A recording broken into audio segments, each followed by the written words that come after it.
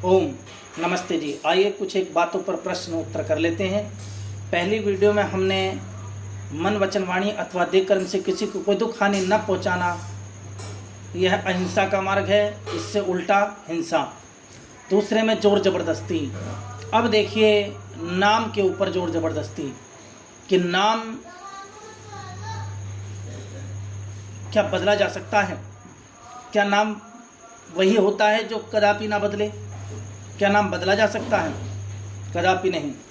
यह जोर जबरदस्ती है। देखिए संसार के आदि में जब यह ब्रह्मांड बना तो सारे संसार में ओम की ध्वनि गूंजी। उस एक ओम की ध्वनि से, उस एक ओम के प्रकरण से, उस एक ओम के विचार से सारा संसार बना। ठीक है। जब एक शब्द है, कहते हैं प्रॉपर नाउन कभी नहीं बदलता।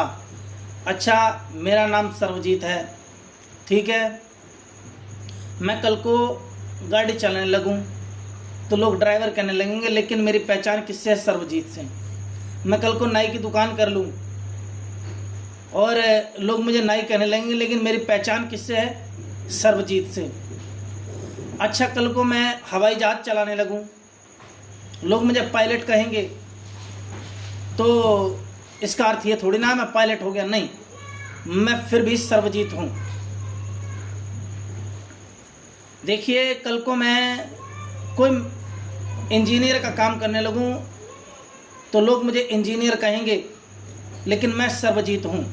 कल को डॉक्टरी का कार्य करने लगूं तो लोग मुझे डॉक्टर कहेंगे, लेकिन परंतु मैं तो सर्वजीत हूं। मेरी पहचान सर्वजीत नाम से होती है। ऐसे ही परमात्मा का मुख्य और निज नाम ओम है, वह बदलकर अल्लाह, जीसस, जिहोवा कैसे हो जाएगा? क्या प्रॉपर नाम कभी बदलता है? कदापि नहीं बदलता। जो नाम सदैव है सदैव रहेगा। मैं छोटा हूँ, 10 वर्ष का हूँ तो सर्वजीत, 20 का हूँ तो सर्वजीत, 30 का, 40 का तो सर्वजीत, 50 का तो सर्वजीत, 100 का तो सर्वजीत, मर जाऊं तो सर्वजीत बदल के दिलजीत नहीं होऊंगा, क्योंकि प्रॉपर नाम कभी नहीं बदलता। इन्होंने जोर जबरदस्ती से उस परमात्मा शक्ति ओम का नाम, किसी ने अल्लाह रख दिया, किसी ने जीसस रख दिया, किसी ने जिहोवा रख दिया, किसी ने कुछ रख दिया, किसी ने कुछ रख दिया। क्या यह हो जाएगा यथार्थ? यह सत्य कदापि नहीं हो सकता। सत्य केवल वही है, ओम कृतो स्मरम। यह वेद का मंत्र है। हे कर्मशील मानव, तू ओम का स्मरण कर, तेरे सारे बंधन कट जाएंगे। अच्छा, ओम का अर्थ लेता हूं मैं, क्योंकि इस एक ओम शब्द में सारा विश्व ब्रह्मांड समा जाता है। ऐसा और कोई शब्द नहीं जिसमें सारा विश्व ब्रह्मांड समा जाए। जैसे अकार, अकार से विराट, अग्नि, विश्वादि, इन 3 अक्षरों को लेते हैं। इन 3 अक्षरों में कैसे क्या क्या पदार्थ समा जाते हैं और क्या क्या व्याख्याएं समा जाती हैं। देखिए सर्वप्रथम इस संसार में एक प्रेरणा जागृत हुई, जिसे कहते हैं प्रेरणा, चेतना। वह चेतना अग्नि के रूप में सर्वप्रथम ब्रह्मांड में प्रकाशित हुई। क्योंकि हम जब भी लोहे को बनाएंगे, लोहे को कुछ आकार देंगे तो पहले उसमें अग्नि देंगे, अग्नि से उसे पिघलाएंगे और पिघलाकर उसे आकार में लाएंगे। ऐसे ही सारे ब्रह्मांड में परमात्मा ने पहले ये जो ओम है, इसने अग्नि पहले प्रथम प्रज्वलित की। इस सारे पदार्थ में, जिस पदार्थ से सारा ब्रह्मांड बनाया है, ऐसे ही इस परमात्मा का मुख्य गौणिक नाम अग्नि भी हुआ। अब देखो उस अग्नि ने विराट रूप धारण कर लिया, और विराट जो संसार था, विराट जो पदार्थ थे, उन पदार्थों को उस विराट स्वरूप परमपिता परमेश्वर ने अपने विराट स्वरूप में लेकर और उसको जिस योग्य बनाना चाहिए उसको वैसा योग्य बनाया। क्योंकि इसका पहला जब रूप होता है, परमात्मा तो जानता है परमात्मा अनंत है, लेकिन मनुष्य की दृष्टि में यह विराट है, यह प्रकृति विराट है, इससे उस परमात्मा का गौणिक नाम विराट भी है। अच्छा, फिर उसके बाद उसके बाद कहते हैं विश्वादि, सारे विश्व में वही व्याप्त है।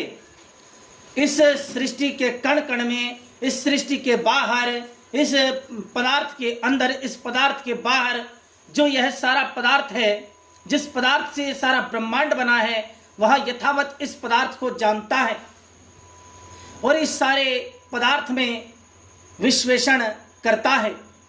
जो इस सारे पदार्थ का विश्लेषण करने आ रहा है, इससे उसे विश्व भी कहते हैं। उस परमात्मा का गौणिक नाम विश्व भी है। अब उकार लेते हैं। अब उकार से हिरण्यगर्भ, वायु और तेजसादि, ये 3 शब्द और जोड़ लो इसमें। अच्छा, ये 3 शब्द हमने जोड़े। इन 3 शब्दों से हिरण्यगर्भ लेते हैं पहले। अब हिरण्यगर्भ का अर्थ है जिसके गर्भ में ज्योति है। कैसी ज्योति? जैसे परम ज्योति स्वरूप परमपिता परमात्मा है और जिससे ये सारी ज्योतियां प्रज्वलित होती हैं, जिनसे सबको दीप्ति मिलती है, प्रकाश मिलता है, और जिसके गर्भ में यह सूर्य है, यह चंद्र, तारे, नक्षत्र आदि भूगोल, खगोल, ब्रह्मांड, भूगर्भ इत्यादि है, जिनमें यह सारी ज्योति उस परमपिता परमेश्वर की है। इससे उसको हिरण्यगर्भ कहते हैं। यह उसका गौणिक नाम है। अब वायु, जैसे पदार्थ गति करते हैं, जैसे पंखा जब हम चलाते हैं तो यहाँ गति होती है। अब इस गति को घुमाने के लिए इसमें इलेक्ट्रिसिटी लाइट चाहिए। ऐसे ही वह परमात्मा है। सारे जैसे अब समझ लो चंद्रमा अपनी धुरी पर घूम रहा है, अपने हिसाब से तो घूमेगा नहीं, कोई चला रहा है तभी तो चल रहा है। चंद्रमा जो अपनी धुरी पर घूमता हुआ पृथ्वी के चारों ओर चक्कर लगा रहा है, और पृथ्वी अपनी धुरी पे घूमते हुए सूर्य के चारों ओर चक्कर लगा रही है, और सूर्य अपनी धुरी पे घूमता हुआ इसको अपने आकर्षण में बांधे हुए, तीनों को अपने आकर्षण में बांधे हुए और आकाश गंगा के चक्कर लगा रहा है। यह आकाश गंगा प्रवर्ग आकाश गंगा के चक्कर लगा रही है। यह प्रवर्ग आकाश गंगा अखिल ब्रह्मांड के चक्कर लगा रही है। ऐसे जो वायु चारों ओर दीप्ति होती है, जिस वायु के बल पर, जिसके बल पर यह सारा ब्रह्मांड वायु स्वरूप घूमता है, जिससे सारी वायु प्रज्वलित होती है, जिससे यह वायु सर्वत्र संसार में सर्वत्र प्राणियों को आनंद देती है। गरम तो गरम, ठंडा तो ठंडा, नरम तो नरम और कठोर तो कठोर। जब शीतल वायु चलती है तो लोगों को आनंद होता है। जब शीतलहर में उष्ण वायु चलती है तो लोगों को आनंद होता है। इससे उस परमात्मा का नाम वायु है। इसका गौणिक नाम वायु भी है। अब आ जाओ तेजस, जिससे सारे पदार्थ तेज को प्राप्त होते हैं। जैसे यह सूर्य तप रहा है, किसके तेज से? उस परमात्मा के तेज से। जैसे यह मनुष्य में तेज उत्पन्न होता है, किसके तेज से? परमात्मा के दिए पदार्थों के तेज से, क्योंकि उन पदार्थों में तेज परमात्मा का दिया हुआ है, किसी का नहीं। और जैसे सभी वस्तुएं तेज स्वरूप होती हैं, वह परमात्मा के तेज से। इनमें अपने आप तेज पैदा नहीं होता, जड़ वस्तु में अपने आप तेज पैदा नहीं होता। तेज इसमें पैदा करने वाला पहले इसमें विद्यमान है, वही तेज स्वरूप है। इससे उस परमात्मा का गौणिक नाम तेजस है। अब मकार शब्द ले लो। अब मकार शब्द से ईश्वर, आदित्य और प्राज्यादि नामों का वाचक और ग्राहक है। उसका ऐसा ही वेदादि सत्य शास्त्र में स्पष्ट व्याख्यान किया है कि प्रकरणानुकूल ये सब नाम एक ओम परमेश्वर के ही हैं। अब देखो, ईश्वर का अर्थ है जिसका सत्य विचारशील ज्ञान और अनंत ऐश्वर्य है। इससे उस परम पिता परमेश्वर ओम का नाम ईश्वर है। यह उसका गौणिक नाम है। और ईश्वर आदित्य ले लेते हैं। आदित्य का अर्थ है जिसके गर्भ में यह आदित्य है, जो यह आदित्य सर्वत्र चक्षुओं को देखने की क्षमता देता है, जिस आदित्य से सर्वत्र संसार में देखने की क्षमता हमें प्राप्त होती है, जिस आदि पुरुष, जिस आदि परमपिता परमेश्वर, क्योंकि वह परम पुरुष है, उसके ऊपर कोई पुरुष नहीं, वह आदि पुरुष, वह आदि परमपिता परमेश्वर ओम, जिसके दिखाने से हम सब देखते हैं, जिसके बनाए हुए साधनों के द्वारा हम देखते हैं। जैसे यह आकाश में सूर्य है, आकाश की ज्योति, आकाश का जो चक्षु है वह सूर्य है, सारे ब्रह्मांड का चक्षु सूर्य है। ऐसे ही इस पिंड का चक्षु, यह चक्षु है, ऐसे ही इस पिंड का जो ज्योति है जिससे हम देख पाते हैं वह चक्षु आंखें हैं। इसी से उस परमेश्वर का नाम, उस मुख्य ओम का नाम, गौणिक नाम आदित्य है। अब ईश्वर, आदित्य और प्रज्ञा, प्राज्ञ जो सबको प्रज्ञान, घन ज्ञान को देने हारा है। प्रज्ञा कहते हैं बुद्धि को, जो सर्वोत्तम बुद्धि कहते हैं। जैसे साधारण मनुष्य की बुद्धि होती है, वह सोचने विचारने में सक्षम नहीं होती है। जो मेधावी बुद्धि वाला होता है वह सोचने विचारने में सक्षम होता है और सोच विचार कर वह प्रज्ञा तक पहुंच जाता है। प्रज्ञा जो प्राणों का, प्रा माने प्राण और ज्ञा माने ज्ञाता है, जो ज्ञ है, जिसको जानने हारे हम हैं, हम तो ज्ञाता है, वह ज्ञ है, इसीलिए वह प्रज्ञ है। उस प्रज्ञ को जानकर ही हम प्रज्ञावान होते हैं। वह अनंत प्रज्ञावान है, उस अनंत प्रज्ञावान के ज्ञान को जानकर ही हम ज्ञाता होते हैं। इसीलिए उसका गौणिक नाम प्रज्ञ है। प्रज्ञ, प्राज्ञ और प्राज्ञादि इत्यादि है।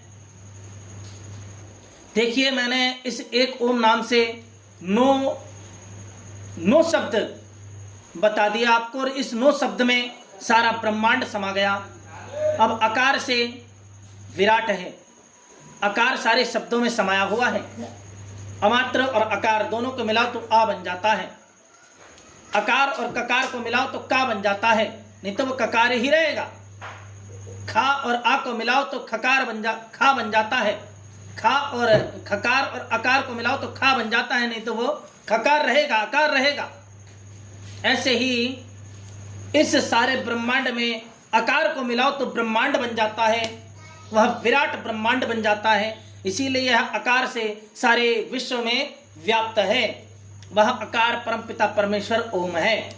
जैसे उकार जो सब में ऊष्मा देने वाला है, जो सबके अंदर ऊर्जा प्रज्वलित करने वाला है, वह ऊर्जावान, अनंत ऊर्जावान है। ये देखो, मैंने उसमें ऊर्जा का संचार भी, मैंने उसको एक और नाम दे दिया, 10 हो गए। जो सबको उद्दीप्त करने हारा है, जो सबको उठाने हारा है, सब पदार्थों में चेतना जागृत करने हारा है, चेतनाओं को उठाने वाला है, उसका चेतन नाम भी है। देखो, और चेतना भी है, चेतना अलग है, चेतन अलग है, क्योंकि चेतन से ही चेतना प्रज्वलित होती है। ये ना समझ लेना कि चेतन और चेतना एक होती है, ना, चेतन से चेतना जागृत होती है। देखो, उसका चेतन नाम भी इसी एक ओम नाम से निकल आया। ऐसे ही मकार से हो गया मात्रा, जिसने सारे ब्रह्मांड को माप तोल कर सही मात्रा में बनाया और सही मात्रा में देकर अहम भूमि मद आर्याय, हम आर्यों को दे दिया। आर्य का अर्थ होता है श्रेष्ठ, उत्तम, सुपरलेटिव, और संस्कृत में उसको आर्य कहते हैं। सर्वश्रेष्ठ को संस्कृत में आर्य कहते हैं। अहम भूमि मद आर्याय, रहने के लिए हमें दे दिया।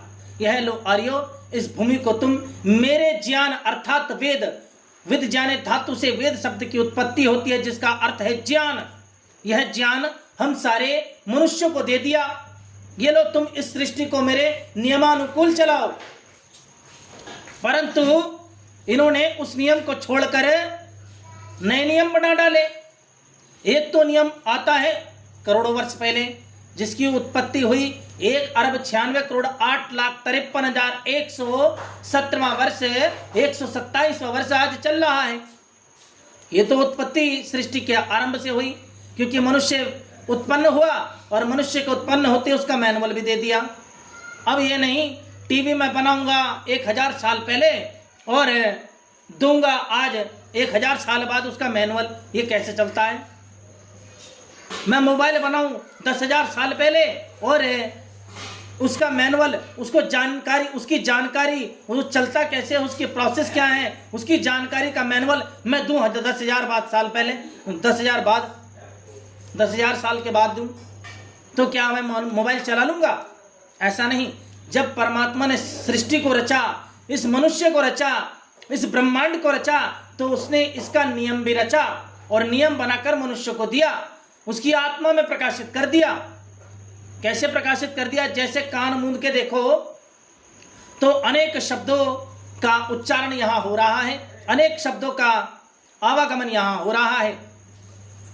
इसी प्रकार से आत्मा में परमात्मा ने उस ज्ञान को प्रकाशित कर दिया और सृष्टि के आदि में सर्वप्रथम जो महान पुरुष थे, उत्तम पुरुष थे, जिनका नाम अग्नि, वायु, अंगिरा, आदित्य है, 4 ऋषियों की आत्मा में एक एक वेद का प्रकाश किया और वेद का अर्थ है ज्ञान। ऐसा अर्थ किसी और पुस्तक का हो ही नहीं सकता। न तो आप कुरान का अर्थ ज्ञान कर सकते हो, न तो आप बाइबल का अर्थ ज्ञान कर सकते हो, ना तो आप जिंदा वेस्ता का अर्थ ज्ञान कर सकते हो, ना ही तो आप बौद्ध धम्पद, बौद्ध मत संग्रह का अर्थ ज्ञान कर सकते हो, दंपत का अर्थ ज्ञान कर सकते हो। ऐसे ही ये 7-8 पुस्तकें हैं जिनके कई सारी शाखाएं हैं। इन शाखाओं में कई सारे धड़े बटे हुए हैं और इन धड़ों में कई कई प्रकार के विचार चलते हैं, परंतु वह जो विचार सर्वप्रथम परमात्मा ने वेद के रूप में हम सब मनुष्यों को दिया, उस ज्ञान को इन्होंने धारण नहीं किया, उसके अर्थों का अनर्थ किया। क्या यह परमपिता परमेश्वर ओम का ध्यान करते हैं? क्या वाकई में ध्यान करते हैं? अगर यह वाकई में ध्यान करते होते तो सबके मन में उस वेद का प्रकाश होता, सत्य अर्थ का प्रकाश होता। क्योंकि वहां जब हम उस ओम एक ईश्वर का ध्यान उसका करते हैं तो करने के पश्चात वह परमात्मा हमारी आत्मा में सत्य का प्रकाश करता है, शुद्धता का प्रकाश करता है, सात्विकता का प्रकाश करता है, क्योंकि वह अनंत शुद्धवान है, अनंत पवित्रवान है, अनंत सात्विक है, अनंत ज्ञानवान है, अनंत सत्यवादी है। जब हम उसके सत्य स्वरूप का ध्यान करते हैं तो वेद के सत्य अर्थ का हमारे हृदय में प्रकाश हो जाता है। देखिए क्या जोर जबरदस्ती करके मैं नई पुस्तकें बनाकर क्या परमात्मा गलती करता है? गलती करने वाला ईश्वर नहीं होता। जिसने जो ज्ञान बनाया वो सर्वप्रथम ठीक बनाया, क्योंकि गलती करना मनुष्य का कार्य है, ईश्वर का नहीं जो मुझे बार बार बनानी पड़े। परमात्मा तो अपना नियम सिर्फ एक बार बनाता है, क्योंकि वह अनंत ज्ञानवान है, उससे कोई भूल चूक नहीं होती। भूल चूक तो मनुष्य से होती है। मैं जोर जबरदस्ती करके आगे चल के नए नियमों को देकर लोगों को भटकाने का प्रयास नहीं करूंगा। जैसे लोगों ने नए नए नियम बनाकर जबरदस्ती थोपने का प्रयास किया है। यह देखो ईश्वरीय पुस्तक है, क्या ईश्वरीय पुस्तक में ऐसा होता है कि मैं जैसे बाइबल का ले लूँ एक उदाहरण, बाइबल का ले लो कि मैं यहाँ पर सबको मिलाप कराने नहीं आया हूँ। न समझो कि मैं मिलाप कराने आया हूँ। मैं माँ को उसके बेटे से, पोते को उसके सास से, सास को उसकी बहू से, बहन को उसके भाई से जुदा करने आया हूँ। माँ को उसके बेटे से, पिता को उसके बेटे से अलग करने आया हूँ, पति को पत्नी से अलग करने आया हूँ, मैं खड़क चलवाने आया हूँ। यह उसमें प्रकरण है। क्या ये जान देगा? और कुरान का ले लो, कुरान में जो मोहम्मद साहब पर और कुरान पर ईमान नहीं लाता वह वाजिबुल कत्ल है, उसकी गर्दनें नाप दो, क्या यह जान देगा? अरे परमात्मा तो एक है और उसका विचार एक है। जो पहली पुस्तक में ज्ञान है, संगच्छद्वम संवदत्वम संवदत्वम जानताम वो मनांसी संज्ञा नाम उपासते। क्या कहते हैं? परमात्मा कह रहा है वेद में, सब एक संग होकर चलो, एक नियमबद्ध होकर चलो, सब सदाचारी बनकर चलो, सब सत्यवादी बनकर चलो, सब वेद के मार्ग पर चलो, सब एक ही ईश्वर ओम का जप करो, सब प्रीति पूर्वक रहो, कोई किसी से द्वेष भावना ना करो। और यह द्वेष भावना बनाने वाली पुस्तकें क्या ईश्वरीय हो सकती हैं? कदापि नहीं। यह पुस्तकें ईश्वरीय नहीं, किसी ने अपने मनगढ़ंत कहानियां इसमें थोप के रख दी हैं जबरदस्ती करके, और उसे ईश्वरीय सिद्ध करने का प्रयास करते हैं, जिसमें एक शब्द भी ईश्वरीय नहीं हो सकता। केवल और केवल वेद ही ईश्वरीय संविधान है, सारे ब्रह्मांड का संविधान है, क्योंकि उसके अंदर सृष्टि विज्ञान है, उसके अंदर भूगर्भ विज्ञान है, उसके अंदर आकाश पर्यंत सारा विज्ञान है, उसके अंदर भूगोल खगोल ब्रह्मांड भूगर्भ विद्या है, उसके अंदर मनुष्य को कैसे चलना चाहिए यह सारी विद्या है, मनुष्य के जीने के साधन क्या हैं, मनुष्य के लक्ष्य प्राप्ति के साधन क्या हैं, वो सारे साधन वेद में निहित हैं। और वेद से इतर किसी और पुस्तक में यह कोई साधन आपको नहीं प्राप्त होंगे। ओम नमस्ते जी। आगे की बातें अगली वीडियो में।